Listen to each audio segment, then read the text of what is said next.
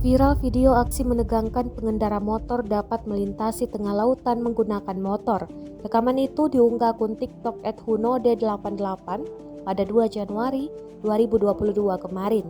Dalam video, terlihat sejumlah pengendara motor melintasi jalan di tengah lautan.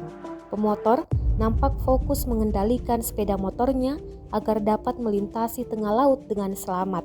Pasalnya, jalan yang dilalui tidak terlihat dan berukuran setapak hanya untuk pengendara motor. Mereka terlihat meraba jalan, sesekali menjaga agar motor tersebut tidak jatuh.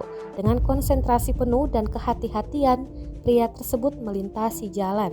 Diduga, jalan yang dilalui adalah jalur pulau yang biasa dilewati karena terlihat jalan berwarna coklat dan terdapat batas rumput yang memudahkan pemotor saat melintas. Belum diketahui pasti di mana lokasi jalan tengah laut tersebut. Kendati demikian, video ini telah ditonton lebih dari 600.000 kali dan menuai berbagai komentar dari netizen.